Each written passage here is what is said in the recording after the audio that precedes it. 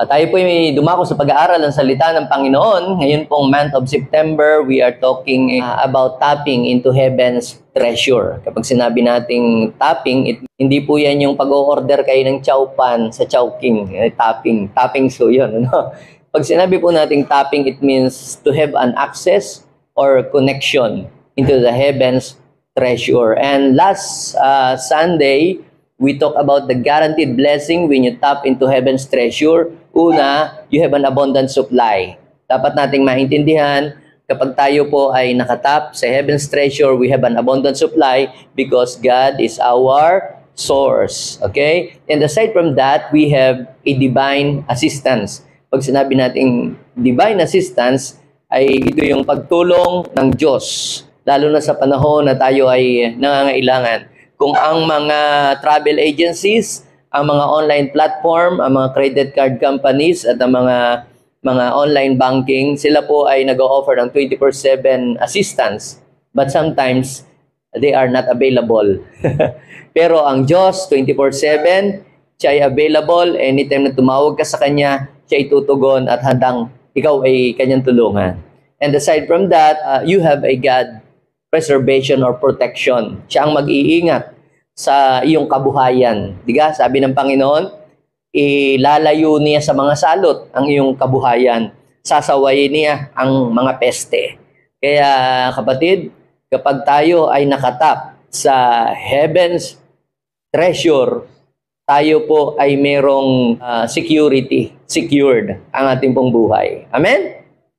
Yan. So, ngayon pong second part ng ating pong series, ang pamagat po ng aking i-share sa inyo ay pinamagatan po nating align yourself with the real source. Sabihin mo sa iyong katabi, gusto mo bang mabless ang buhay mo? Gusto mo bang maging maunlad? Guminhawa? Gumanda ang takbo? All you have to do is to align yourself to the real source. Who is your real source? Dapat maging malinaw sa iyo ang iyong source. Ang source ng lahat ng kailangan natin ay hindi yung trabaho natin, hindi yung kampanya na pinagtutrabahuhan natin, hindi ang gobyerno ang ating pong source. Ang ating source ay walang iba kundi ang ating Diyos Ama sa langit. Amen? At ang kaharian ng Diyos ay hindi apektado ng ekonomiya at mga krisis sa mundong ito. Ang kingdom of heaven is not affected by any kinds of recession or any kinds of crisis. Kaya kahit may krisis sa mundo, at ikaw ay nakatap sa kingdom of heaven, makasisigurado kang hindi ka pagkukulangin ni Lord. Amen? Yan, basahin po natin, mga kapatid, yung sinabi doon sa James or Santiago chapter 1 verse 17. So, whatever is good and perfect is a gift coming down to us from our Father who created all lights in the heavens. He never changes or casts a shifting shadow. Kapag sinabi po natin, mga kapatid, na align or to align, it means to arrange something or someone into correct position or to be in the right position. Si Lord, mga kapatid, siya ang ating source. Dapat maging malinaw sa inyo, siya ang ating source. Sabihin mo nga sa iyong katabi, ang Diyos ang iyong source. Yan, hindi yung iyong ina o ama o kapatid na nasa abroad. Sila lang ay ginagamit ng Diyos na tulay. Dapat maging malinaw sa atin. Pero ang ating source ay ang Diyos. Yung mga tao na nagbibigay sa atin ng mga blessing, yan ay mga pipeline lang ni Lord yan. Okay? Daluyan lang sila. Pero ang ating source ay sino? Si Lord. Dahil ang Diyos ang ating pong source, dapat po ay tayo ay laging nakakonect sa Kanya. Our lives should be aligned to Him. Dahil kung ang ating buhay ay disaligned sa Diyos, you will miss the blessing that God has been prepared for you. That God has been prepared for His children. Ang sabi po ng John chapter 15 verse 4, let us read John chapter 15 verse 4. Sabay-sabay, basahin natin. Remain in me. Sabi ni Jesus, remain in me, and I will what? Remain in you. For a branch cannot produce fruit in it is severed from the vine, and you cannot be fruitful unless you remain in me. Ang sabi niya, yun daw pong sanga na hindi nakakabit sa puno o nakakonekta sa puno ay hindi mamumunga kasi hindi siya makakasipsip ng sap o yung dagta nito. Gayon din naman, kayo, kapag kayo ay hiwalay sa akin, hindi kayo magiging fruitful, hindi kayo magiging productive. Kaya kahit na anong gawin ninyo, trabaho dito, trabaho doon, hardworking ang iyong ginagawa, ay kay puro hard work, pero bakit parang ang layo ng pagpapala sa iyong buhay? Bakit ganon? Ha? Parang ang hina ng daloy ng pagpapala sa iyong buhay. Nakapulot ho ako ng straw kanina habang ako ho ay paakyat dito sa itaas kasi kinalat ng pusa yung mga basura. At pinulot ko yung straw. Try to imagine na itong hawak ko ay, itong strong ito ay tubo na kumukonekta mula doon sa pinaka-source hanggang doon sa inyong bahay para ang inyong bahay ay magkaroon ng tubig. Dumaloy ang tubig. So kung itong tubong ito ay ikukunik ko doon sa source at ito namang isang tubo ay ikukunik ko naman sa aming bahay para dumaloy sa amin ang tubig, kailangan kong i-align itong isang tubo dito sa tubo na papunta sa aming bahay. Yan. Pag sinabing align, yan, idudugtong natin. Yan. So, naka-align siya, di ba? So, kapag yung isa ay nakakonect doon sa pinaka-main tank, tapos ito naman ay naandoon sa papunta sa bahay namin, yung tubig na galing doon sa pinaka-main na tangke, dadaloy sa aming bahay. Anytime na ako'y magbukas ng gripo, dadaloy ang tubig. However, kung ito ay disaligned, nakakonect nga ito doon, pero ito naman nakatanggal, nakaganyan o nakaganito o nakaganyan, kahit anong pihit ko, walang dadaloy na tubig sa bahay namin kasi disaligned yung tubo doon sa pinaka main source. Nakukuha po ba ninyo ang ibig kong sabihin? Kaya maraming mga Kristiyano na kahit hingi ng blessing kay Lord ay walang nadaloy na blessing, sumpa pa nga minsan ang nadaloy sa kanila, it is because baka ang kanilang buhay ay disaligned kay Lord. Kapag ikaw ay nag-backslide, kapag ikaw ay tumalikod, kapag hindi mo pinahahalagahan ang pagdalo sa gawain ng Panginoon, I am telling you, you are disaligning yourself to the real source of blessing. Hindi naiintindihan naman ako ni Lord. Kahit naman hindi ako dumadalo sa mga gawain, mga fellowship na ganyan. Kahit wala naman akong ginagawang mga gawain dyan sa mga church na yan. Ako naman, nasa puso ko naman si Lord. Baka akala mo lang, baka lang yun, speculation mo lang. Pero meron po tayong dapat gawin eh. We have to align ourselves to the real source. And who is the real source of blessing? Si Lord. Ngayon po umagang ito, mga kapatid, I will share to you some important matters about how do we align ourselves to the real source of blessing. Paano ba natin ito i-align yung buhay natin doon sa real source of blessing? At ang real source of blessing ay walang iba kundi ang Diyos. At paano ba natin malalaman kung ang ating pong mga sarili o ang ating buhay ay naka-align sa Diyos o hindi? So, una, mga kapatid, our hearts should be attuned to the heart of God. Our hearts should be attuned to the heart of God. Alignment or aligning yourself to the real source begin with tuning your heart to God. Yung ating puso, mga kapatid, diyan nagsisimula ang pag-tune in ng buhay natin sa Diyos. Sino yung nabuhay na noong uso pa ang radio, wala pa ang mga cellphone, pag nakikinig kayo ng music or Hot FM, di ba, mayroong pihitan yung radio. So, kunyari 99.9, ay naiptapat mo sa 99.8. Wala kang maririnig. Bakit? Kasi hindi naka-tune in yung pinakapihitan noong iyong radio. Gayun din naman, mga kapatid, if your heart or our hearts are not in tune with God, hindi natin masasagap, hindi natin makukuha ng buong buo yung mga bagay na gustong ipagkaloob sa atin ng Diyos. If our heart is disaligned from heaven or disaligned kay God, ang atin pong buhay, mamimiss po natin yung daloy ng mga pagpapala ng Diyos sa atin pong mga buhay. Kaya sabihin mo nga sa iyong katabi, your heart should be attuned to the heart of God. Katulad ho halimbawa ng mga sa music, di ka? Yan po, pagkakakanta po, kantahan sa banda, dapat meron lamang pong isang key na tutugtugin po sila. At dapat pare-pareho, hindi po pwedeng nasa iyong isa, yung isa ay key of G, yung isa ay key of C, magiging pong magulo.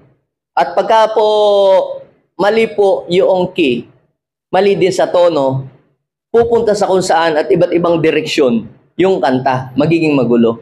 Gayon din mga kapatid, if our heart is not in tune with the Lord, pupunta tayo sa ibang direksyon and you will miss the blessing of God sa iyong buhay. Ang sabi po ng Matthew chapter 15 verse 8 and 9, sinabi doon ng ating Panginoong Hesus, ang pagsamba ng aking bayan panglabas lang. Bakit?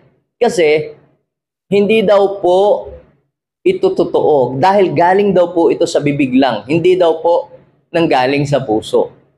Kaya wala daw pong kabuluhan yung kanilang pagsamba. So ibig sabihin, kahit umawit ka pala ng umawit sa Diyos, kahit pa awitin mo lahat ng kanta ni Bishop, pero kung ang puso mo ay nakay-crush, wala kay Lord, o kahit ikaw dito ay magtaas pa ng kamay, pero ang puso mo ay, o ang isip mo ay, ano bang aking uulamin mamaya? Ano kayang teka muna, napatay ko ba yung gripo sa bahay? Nabunot ko ba yung plancha? Your heart is not in tune with the Lord. Kaya mamimiss mo yung daloy ng blessing. Kaya magtataka ka, bakit bless na bless yung katabi? Ikaw parang wala lang. Hindi mo feel ang presence of God. It is because you are not aligned sa presence ng Lord, sa pagkilos ng Diyos sa iyong buhay. So kinakailangang i-align natin ang ating tubo doon sa real source of blessing. And the real source is no other than our God, the Creator of everything. Sabihin mo nga sa iyong katabi, align yourself to the real source.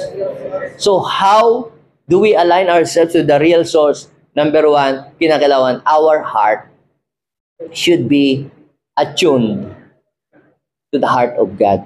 Kailangan yung tibok ng puso ng Diyos, yung tibok ng puso mo, yun din yung tibok ng puso ng Diyos. Kahit pa pala tayo ay mag-worship ng mag-worship at kumanta ng kumanta, kung malayo ang ating puso sa Diyos, hindi counted yung ating pagsamba. Hindi counted sa blessing. Sabi ng Exodus, chapter 23, verse 25, basahin nga po natin yun. Worship the Lord your God, and His blessing will be on your food and water. Pansinin nyo, no? Kapag nag-worship ka kay Lord, ano ang mangyayari kapag nag-worship ka kay Lord? Kapag nag-worship ka daw kay Lord, anong mangyayari?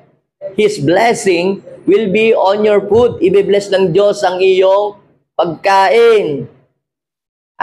Ang iyong pangailangan. At sa iyong tubig. Sa iyong mga iinumin. Hindi lang yung literal na mineral ba ito o ito ba ay distilled. Hindi ganon. Sa lahat ng bagay na kailangan mo. And I will take away sickness from among you. Nag-worship naman ako lagi. Baka naman, wala doon sa iyong pag-worship, pagkanta, ang problema. Baka naman, nasa sa puso mo ang problema. Sabihin mo nga sa iyong katabi, check the motive of your heart. Bakit ka ba sumasamba sa Diyos? Dahil lang ba gusto mo ng pagpapala? O dahil gusto mo maparangalan ng Diyos sa iyong buhay?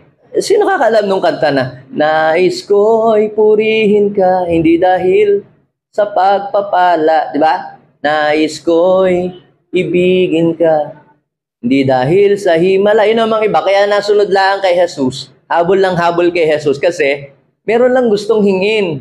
Meron lang gustong matanggap. Gusto lang ng healing. Kaya yung iba, si Jesus, tumatago. Di ba? Pag hinahanap siya ng mga tao, magpapapray para gumaling sila. Di ba? Humihingi ng blessing. Natago si Jesus. Ba't natago si Jesus? Kasi gusto ng Diyos na makatiyak siya na kaya ba mo ba siya hinahanap dahil gusto mo siya o dahil may gusto ka lang sa kanya? Magkaiba ho yun. Hinahanap mo ang Diyos kasi gusto mo siya at saka hinahanap mo ang Diyos kasi may gusto ka sa kanya. Meron ka lang gustong hingin. Pag natanggap mo na yung iyong gustong hingin, kakalas ka na. Ayaw ng Diyos ng ganon. Parang iniisahan mo lang siya. Ang gusto ng Panginoon, yung siya mismo, ang iyong isik, ang gusto ni Lord, naka-align ka palagi sa Kanya. Sabi po sa James chapter 4 verse 3, and when you ask, you do not receive it. Because, ano daw? Because your motive are bad. Yun, check the motive of your heart. Ba't ka ba nag-worship? Ba't ka ba nasa ministry? Kasi nandun yung crush ko. O ba't ka ba nasa church? Kasi lagi akong inuutusan ni mami sa bahay, kaya pupunta ko sa church para hindi ako mautusan. Di ka? Kasi yung maniningil pagkalinggo, lagi akong pinupuntahan doon, kaya para ako maka-escape, pupunta na lang ako sa church. Di ka? Dapat po ay i-check natin ang motive ng ating heart. Ba't ba tayo lumalapit sa Diyos? Ba't ba natin hinahanap ang Diyos? Why are you here? Nauuhaw ka ba talaga sa Kanya? Sabi po, you ask for things to use for your own pleasure. So, kaya daw minsan, humihingi tayo, hindi tayo nakakatanggap. Kasi nga, iba ang motibo ng ating puso. Humihingi tayo para gamitin sa ating kalayawan. Not for the glory of God. Pero kapag ang puso mo ay naka-align sa Diyos and your heart is attuned with God, tiyak, bawat hihingin mo ay kung ano yung tibok ng puso ng Diyos, yun din yung hihingin mo. Kung ano yung i-desire mo, di ba sabi, delight yourself in the Lord and He will give you the desires of your heart. Ibig sabihin, kapag ka dinesire mo kung ano yung desire ni Lord, automatic nadadaloy sa iyo kung ano yung mga bagay na dinidesire mo mula sa Kanya. Sapagkat kung ang puso mo ay nakatune in kay Lord, hindi ka maghahangad ng anumang bagay na makakasama. Diga? Ang hahangarin ng iyong puso ay yung mga bagay na mabuti. Delikado pag ikaw ay ang iyong puso ay hindi naka-inline, naka-tune in sa Panginoon. Pag humingi ka at tumanggap na, you will be in danger. Kaya sabihin mo nga sa iyong katabi, make your heart attune with God. Kailangan ang ating puso naka-tune in kay Lord. Nakasentro sa Kanya. Si David, mga kapatid, siya po ay ginawang hari ng Israel dahil ang kanya pong puso ay in love sa Panginoon. Sabi ng Bible, he is the man after God's own heart. Sa Book of Acts. Joseph. Si Joseph, siya po ay naging gobernador ng Egypt kasi ang kanya pong puso ay tapat sa Diyos. Another example ay si Mordecai. Yan ay mababasa nyo sa Book of Esther, chapter 10. Si Mordecai, amain ni Esther, siya po ay naging second o next to the king, yung kanyang position. It is because ang kanyang pong puso ay tama. Kaya kapag ikaw ay tumanggap ng pagpapala at ang puso mo ay hindi tama, ay baka mapapunta ka sa masama. Do you believe that? Kaya sabihin mo nga sa iyong katabi, make your heart attune with the heart of God. Kinakailangan ating puso nakasentro sa Panginoon. Sabi po ng 2 Chronicle, chapter 16, verse 9, the eyes of the Lord search the whole earth in order to strengthen those whose hearts are fully committed to Him. How's your heart? Is your heart fully committed to Him or half only? Or 1/4 only? Kasi, paano naman yung ibang bagay? Sabi ng Bible, the eyes of the Lord search the whole earth in order to strengthen those whose heart are fully committed to Him. Alam niyo po ba na ang strength ay blessing? Dahil hindi ka makapagtatrabaho ng maayos kung ikaw ay nanghihina. Tama o mali? Kaya, ang isa sa pagpapala na dapat mong hilingin kung meron ka bang hihilingin na hindi material, kundi yung ikaw ay mayroong strength daily. Yes! Dahil kahit marami kang pera, pero ikaw ay nanghihina, hindi mo mai-enjoy ang mga perang yan. Kaya masasabi ko po na ang strength ay isa sa mga maraming blessing na ipinagkakaloob ng Diyos. Sabihin nga natin, mag-pray tayo, Lord, give me the blessing of strength today in Jesus' name. Sinong gusto ng blessing of strength? Yung malakas ka araw-araw, nakapagtatrabaho ka, nagagawa mo kung ano yung nagagawa mo, napupulfill mo kung ano yung mission mo sa buhay. Dahil kung ikaw ay nanghihina, at ikaw ay bedridden, as parang hindi ka blessed. Pero kung ikaw ay may kalakasan ngayon, kahit wala kang pera ngayon, pero meron kang kalakasan, isang araw magkakameron ka. Amen? Gamitin mo lang yung lakas na ipinagkaloob sa iyo ng Diyos. Sasagana ang buhay mo. Amen? Yan. Huwag lang sa pagtitiktok. Okay rin yung pagtitiktok na yun kung monetize yung iyong channel. Okay rin yun. Pero we should use the strength that God has given to us para sa mas kapaki-pakinabang at mas produktibong mga bagay. Okay? So, another thing, mga kapatid, how do we align ourselves to the real source of blessing? The Word of God is what you should walk in and hold on to. Ang salita ng Diyos ay dapat mong siya itong nilalakaran at pinanghahawakan. Kapag ang iyong ginagawa ay puro kalikuan at mga kung ano-anong mga hindi nakakalugod sa Diyos, ang iyong mga pinagagagawa sa buhay, you are totally disaligned from the real source. Kapag ikaw'y lumalakad sa kadiliman, kapag mas gusto pa ninyong magjowa ang mag-stay sa kadiliman, pumunta sa dilim, sa mga madidilim na lugar kaysa sa maliliwanag, ibig sabihin niyan, you are disaligned to the real source. Kapag ang salita ng Diyos ay hindi mo pinaniniwalaan, kapag ang salita ng Diyos ay hindi mo ito nilalakaran, kapag ang salita ng Diyos ay hindi mo pinapahalagahan sa iyong buhay, you are totally disaligned to the real source. Sabi po sa aklat ng Numbers, chapter 15, verse 39, remember all the commandments of the Lord. Sabihin mo nga sa iyong katabi, remember all the commandments of the Lord.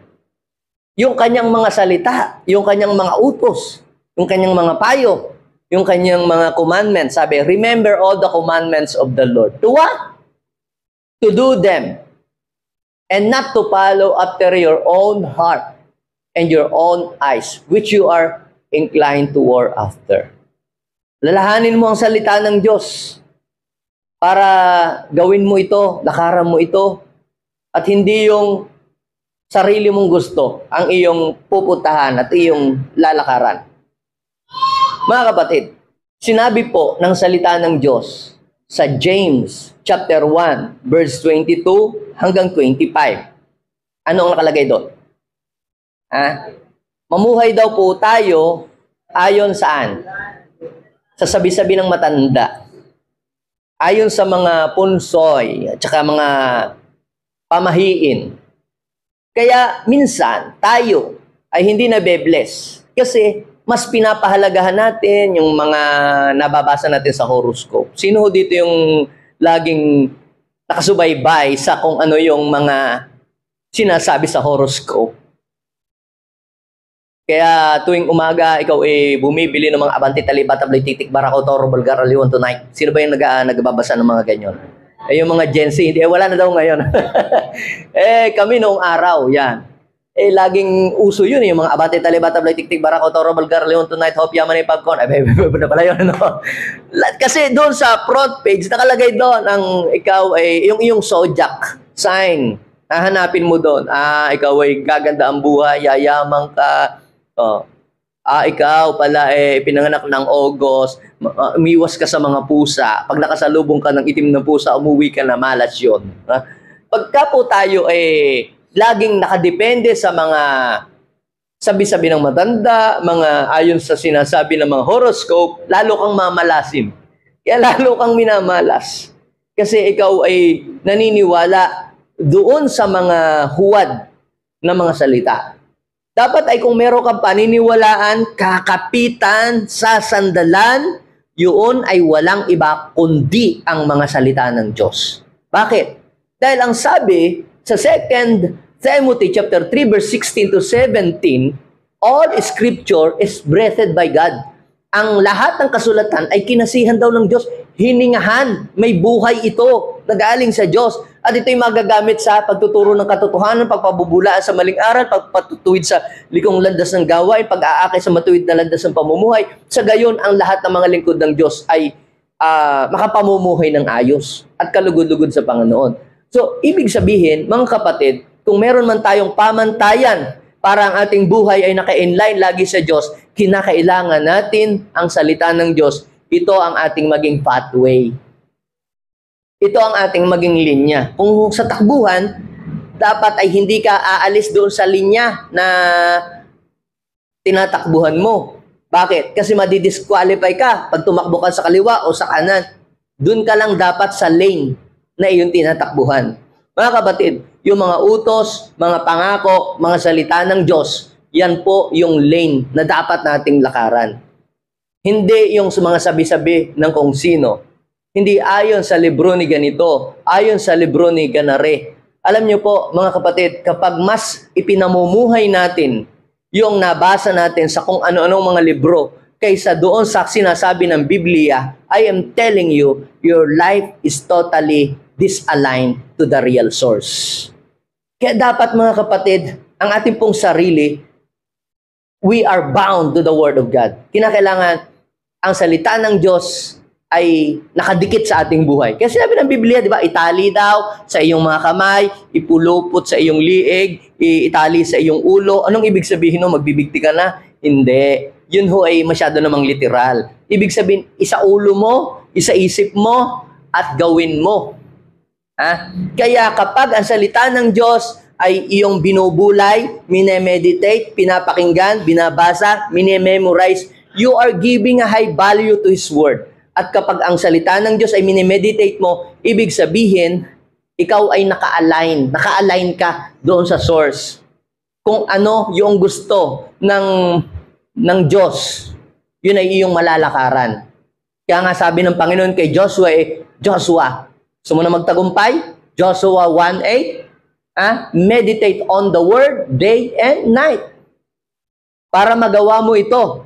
And then, your life will become successful and more prosperous.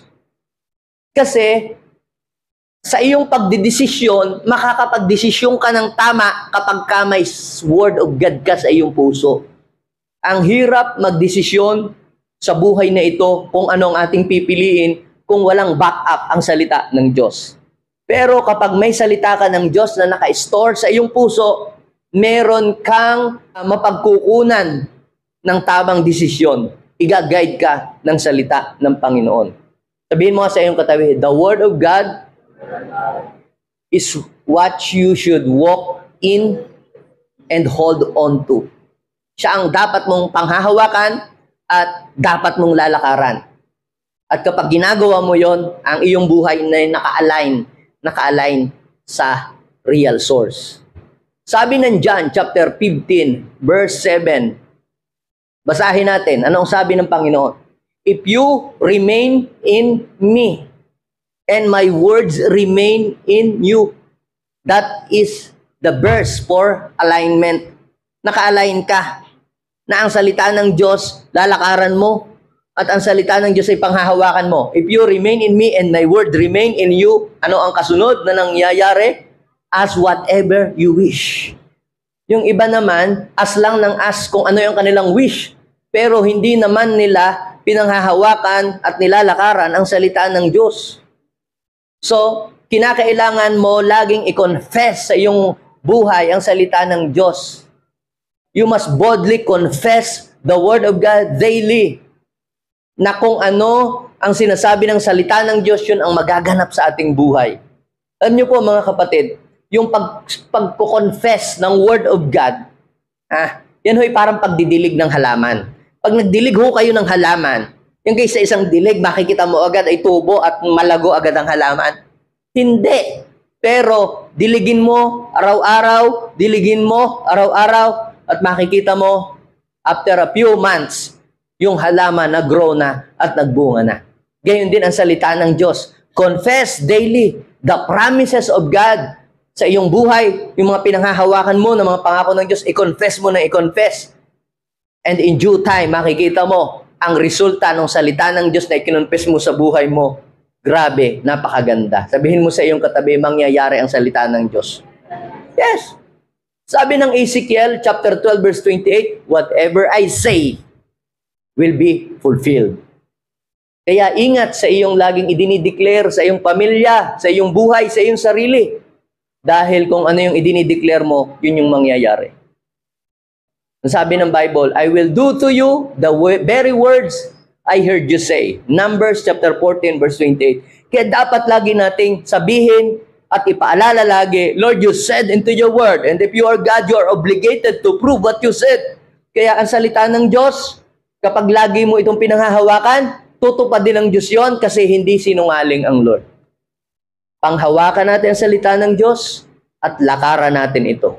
Kapag pinanghahawakan mo ang salita ng Diyos at nilalakaran mo ito, your life is totally aligned with the real source. Amen? Sabi po sa Deuteronomy, chapter 28, verse 1 hanggang 6 and 8. Pag binasa nyo sa Tagalog, kapag daw pinakinggan ninyo at sinunod ang salita ng Diyos, if you fully obey the Lord your God and carefully keep all His commandments, ito yung pinapahalagahan mo, ito yung nilalakaran mo, ito yung pinanghahawakan mo. Hindi mo kinakahiya. Kasi minsan, pag nagdadala ka ng Bible, pag nagbabasa ka ng Bible, pipersecuting ka ng iyong mga kaibigan. Naku, nasiraan na ng ulo yan sa pagbabible. Pero, yung mga taong hindi ikinahihiya ang salita ng Diyos, ano ang sabi ni Paul? Romans chapter 1 verse 16, I am not ashamed with the gospel of the Lord Jesus Christ, because it is the power of God for the salvation of those who will believe. Hindi natin ikakahiya ang salita ng Panginoon. At ang sabi, if you fully obey the Lord your God and carefully keep all His commandments that I am giving you today, the Lord your God will set you on high above all the nations of the world. Ang sabi po ng verse 2, you will experience all. Sabihin natin, all. Ano yon?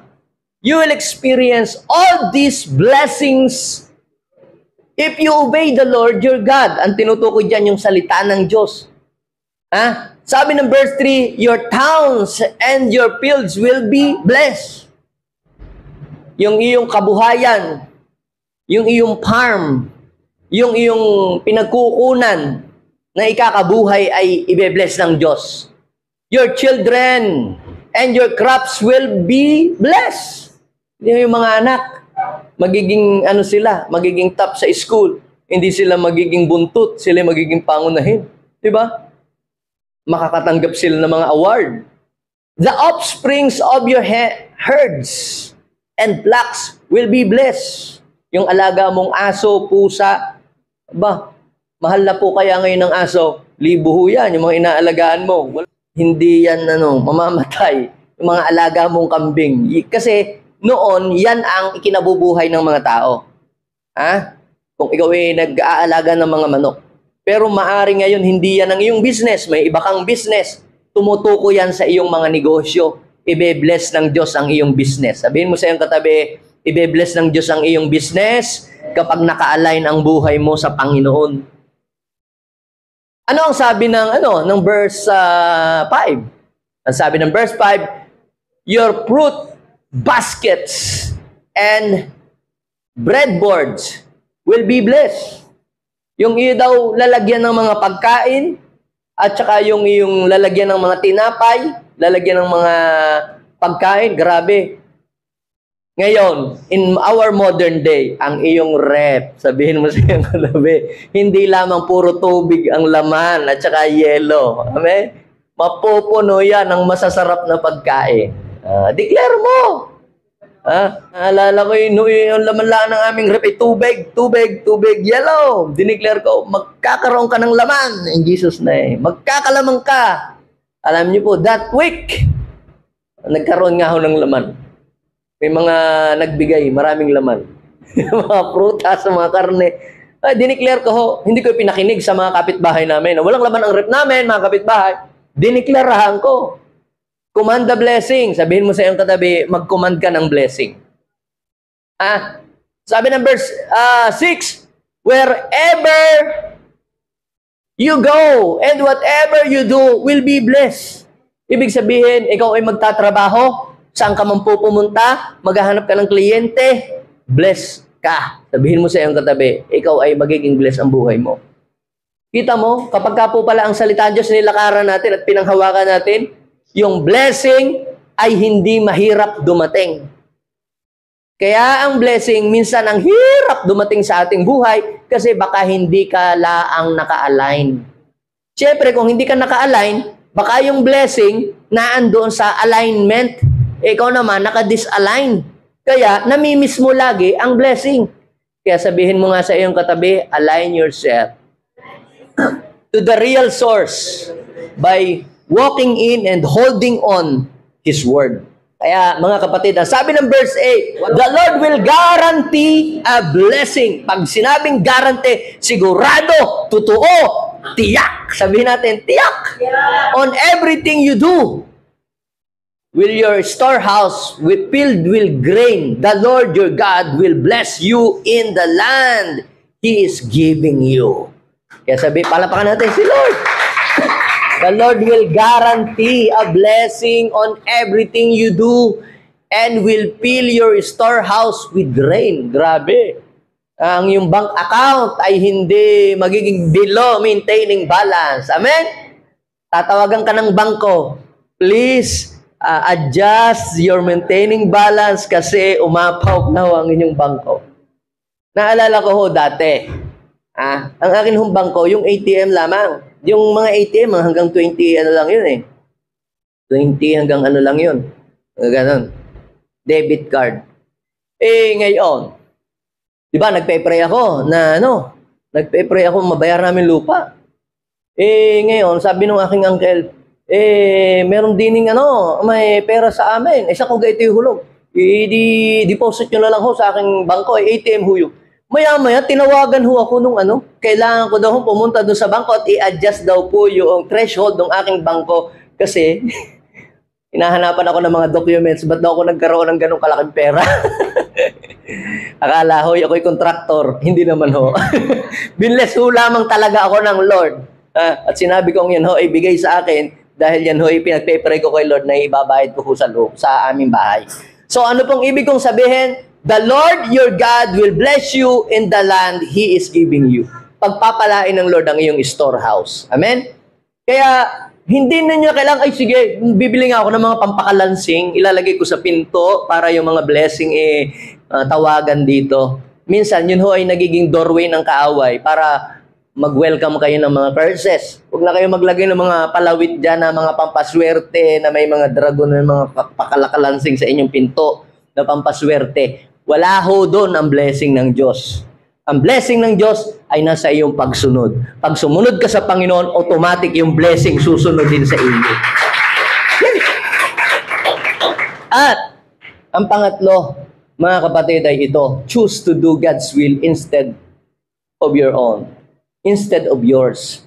Choose to do God's will instead your own will. Alam niyo po, mga kapatid, si Jesus ang ating best model pagdating diyan sa pagtupad sa kagustuhan o sa kalooban ng Diyos. Alam niyo mga kapatid, tayong lahat, nilikha tayo na hindi robot. Hindi tayo nilikhang robot. Tayo ay nilikha ng Diyos na meron pong freedom to choose. Meron tayong free will. Malaya tayong pumili kung ano ang gusto nating piliin. Hindi tayo ginawa ng Diyos na katulad ng robot na sususian, dito ka, dito ka. Hindi tayo ganun nilikha ng Diyos. Kaya lang, ang problema, kadalasan, sa ating free will, doon tayo napapariwara. Alam niyo po bakit napahamak si Eva at si Adan? Bakit nawala sila sa blessing ng Diyos? Kasi sinunod nila yung kanilang sariling gusto, yung sarili nilang will. Sabi ng Panginoon, hindi nyo kakainin yung bunga na yon. Pag kinain yung bunga ng puno na akala mabuti masama, you will surely die. Ito isa, pag kinain nyo to, you will live for life. Kasi yan ay tree of life. So, mas sinunod ng tao ang kanyang will. Kaya nung sumunod siya sa kanyang sariling kagustuhan, napabuti ba ang buhay niya? Hindi. Nahubaran nga siya nawala ang glory ng Lord at siya po ay naghirap. Kaya kadalasan, kung bakit ang tao ay nagsasuffer, naghihirap kasi mas pinipili niya at ginagawa niya kung ano yung sarili niyang kagustuhan, hindi yung kagustuhan ng Diyos. Naniniwala po ba kayo na ang kagustuhan ng Diyos ay higit na mainam kaysa ating sariling gusto? Parang ganito, walang tatay na naghahangad ng masama at paghihirap para sa kanyang anak. Kaya sabi ng tatay, anak, mag-aral ka mabuti, magtapos ka muna, huwag pa boyfriend, huwag muna yung mga ligaw-ligaw, mag-concentrate ka muna sa pag-aaral, pagtapos ka na, yan, madali na ang mga ganyang bagay, ikaw na ang hahanapin ng mga mag-a-apply. Pero ngayon, unahin mo po, hindi, ako basta ako may sariling damdamin, buhay ko ito. Di ba, gano'n? Di ba? So, dahil sa pagsuway ng isang anak sa magulang, minsan napapariwara ang buhay. Gayon din naman tayo. Si Jesus is the perfect example. Sabi po sa Lucas, chapter 22, verse 42. Anong sabi ni Jesus nung pong siya ay nagpray-pray? Father, if you are willing, take this cup for me. Ito'y nung nagpe-pray si Jesus kasi ayaw niyang mamatay sa krus. Masakit kaya yung mamamatay ka sa krus, hahagupitin ka, magbubuhat ka ng mabigat na kahoy? Pero, ang sabi ni Jesus, not my will but yours be done. At ano po naman ang nangyari? Kaya pala naman si Jesus, kahit na anong request niyang hingin sa Ama, ay laging granted. It is because Jesus always did His Father's will, not His own will. Kaya tayo minsan, bakit parang ang layo ng pagpapala sa atin? Minsan, naghihingi tayo kay Lord, hindi i-grant ng Lord. It is because, minsan, parang tayo yung umaastang Lord. At si God, ginagawa nating alipin. Lord, gawin mo nga ito. Lord, gawin mo nga yon. Lord, ibigay mo nga sa akin yon. Aba, sino ba ang Lord? Ikaw o siya? Minsan ginagawa nating alipin si Lord at tayo na yung magiging master. Lord, gusto ko ganito. Lord, gusto ko ganon. Lord, ayusin mo yon. Lord, baguhin mo siya. Di ba? Ganon? Inuutusan natin si Lord. Parang tayo yung umaastang, tayo ang Panginoon. At siya ang ginagawa nating alipin. Baligtad! Kaya kung gusto mong ang iyong buhay ay nasa right alignment, proper alignment, siya ang gawin mong Lord at ikaw ang dapat ang tumayong servant. Amen? Para nasa proper alignment ang iyong buhay. Ang proper alignment, ganito, siya yung Lord, siya yung master, ikaw ang servant. So, sino ang nasusunod? Yung master o yung servant? Yung master, di ba? Yung servant, susunod lang kung ano yung gusto ng master. Kung anong ipagawa ng master, susunod lang yung servant. So kung ikaw ay, ang master mo ay si Lord, dapat yung gusto ni Lord ang siyang masunod, hindi yung gusto mo. Tingnan niyo. Sabi po, doon sa Matthew chapter 7, verse 21, not everyone who calls out to me, Lord, Lord, will enter the kingdom of heaven. Only those who actually do the will of my Father in heaven will enter. Alam niyo po, mga kapatid, ang meron lang palang access sa kaharian ng Diyos ay yung gumagawa ng kalooban ng ating Ama sa langit. Kaya yung mga panalangin natin hindi pumasok sa langit. Kasi ang ginagawa natin dito ay puro kabulastugan at hindi ang kalooban ng ating Ama sa langit. Pero gusto mo bang ang mga prayer mo laging maka-enter sa langit, makapasok sa langit, at pati ikaw makapasok na rin sa langit? Dapat ay gawin mo ang kalooban ng Diyos, hindi yung iyo. Diba sabi, hindi lahat ng tumatawag sa Kanya ng Panginoon, Panginoon. Yung iba naman kasi hindi Panginoon. Panginoon, Panginoon. Puro Panginoon. Ano? Hindi daw lahat ng tumatawag ng Panginoon papasok sa kaharian ng langit. Yun lamang daw, tumutupad sa kalooban. So we have to choose to do the will of God instead of doing our own will. Now, sabi naman po ng Matthew, chapter 5, verse 6. Basahin natin sabay-sabay. Mapalad ang mga taong nagmimithing makatupad sa kalooban ng Diyos. Ano daw? Sapagkat ipagkakaloob. Kanino yun? Sa kanila ang kanilang minimithi. Kaya sabihin mo sa iyong katabi, if you are doing the will of God, sabihin mo sa iyong katabi, humanda ka. You will receive what's your heart's desire.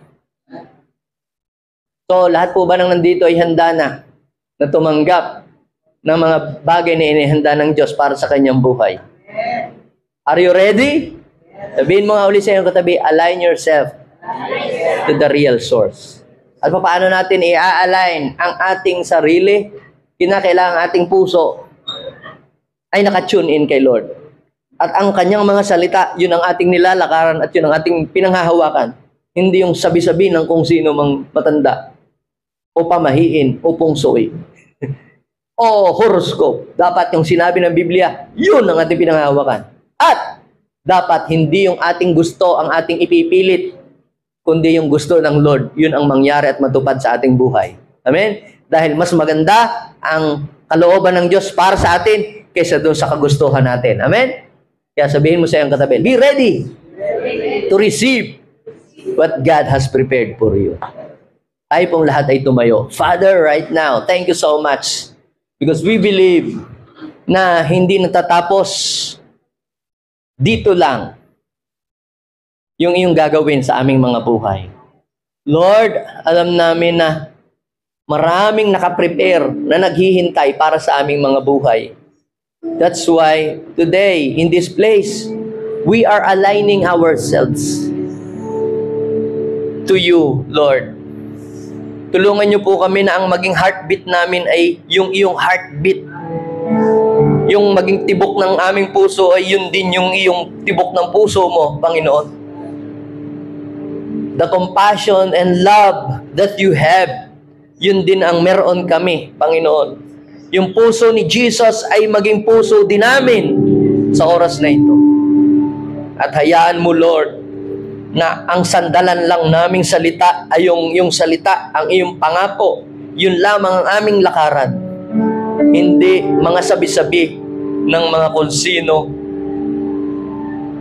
Lord, tulungan mo kaming makalakad sa iyong mga salita. Lakaran namin ang iyong mga pangako at mapanghawakan namin ito. At tulungan mo kami, Panginoon, na gawin ang iyong kalooban na hindi yung sarili naming gusto. Marami kaming gusto para sa aming sarili. Pero Lord, naniniwala kami na mas maganda, mas grabe at kakaiba yung kalooban mo para sa amin. That's why we surrender ourselves, God, to your will. We surrender our heart's desire to your will, O Lord. Let your will be done in our lives. Mas maganda, Panginoon, ang kalooban mo para sa aming buhay. Higit sa aming inaasahan.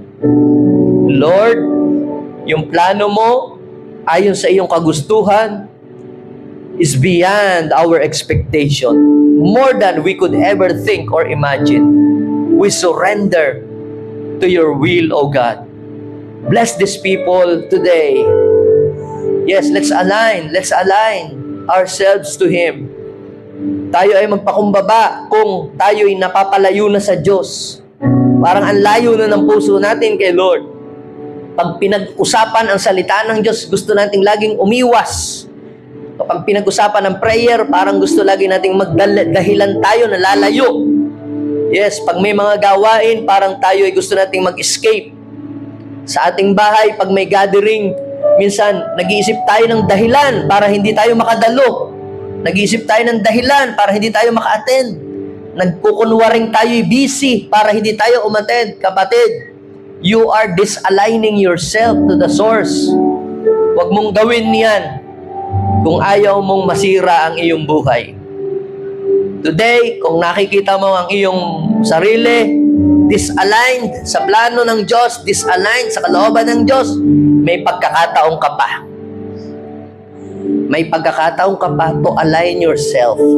At kapag naka-align ang iyong buhay sa Panginoon, tandaan mo, ang blessing ay kusang mararanasan mo ang daloy ng pagpapala. Walang sagabal, walang mintis na ang blessing ay dadaloy sa iyo na parang ilog na walang harang, walang anumang basurang humahadlang. Yes, it will flow continuously. Unstoppable flow of blessing will be yours in Jesus' name as you align yourself to the source, and that is our Lord.